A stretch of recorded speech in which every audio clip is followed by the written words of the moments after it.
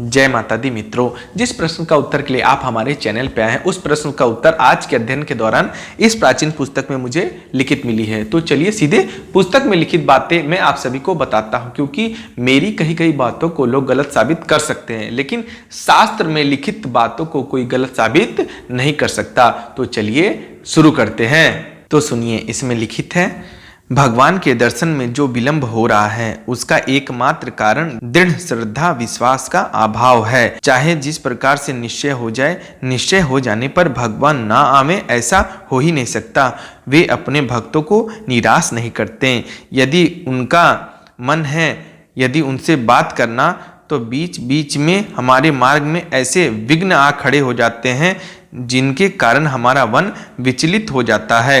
परंतु यदि साधक उस समय संभल कर प्रभु को दृढ़ता पूर्वक पकड़े रहें और विघ्नों से प्रहलाद की भांति ना घबराएं, तो उसका काम अवश्य ही बन जाता है।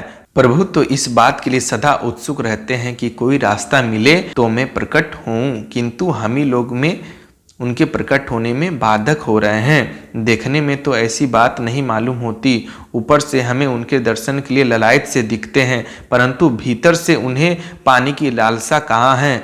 मुंह में हम भले ही ना कहें कि अभी ठहरो, परंतु हमारी क्रिया से यह सिद्ध होता है कि प्रभु के प्रकट होने में विलंब सहन करना ही उन्हें ठहराना है।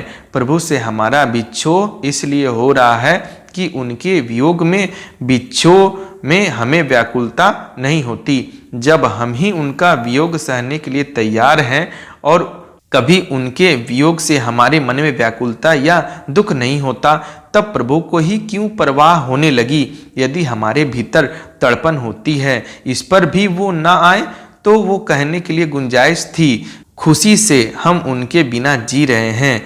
इस हालत में वे यदि ना आए तो इसमें उनका क्या दोष है। प्रकट होने के लिए तो वे तैयार हैं, पर जब तक हमारे भीतर उत्सुकता नहीं है तब तक वे आए भी तो कैसे।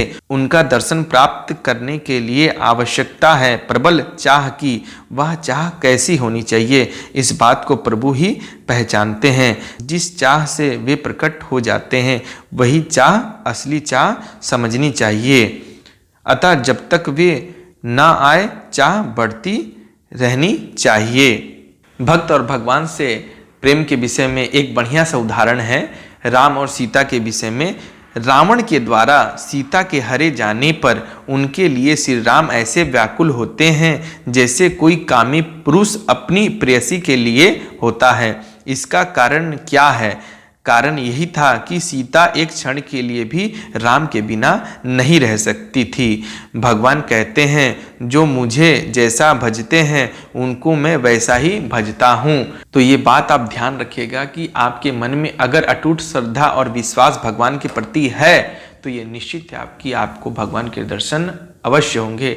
भले वो समक्ष आके दर्शन ना दें, लेकिन आपको दर्शन अवश्य ही मिलेगी, इसमें जरा भी संदेह नहीं है। बस आपको ध्यान लगाकर भक्ति, आराधना, मंत्र जप इत्यादि करते रहना चाहिए, उसमें रुकावट कदापि ना करें। अगर जानकारी पसंद आई हो तो चैनल को सब्सक्राइब जरूर करिएगा। जय माता दी।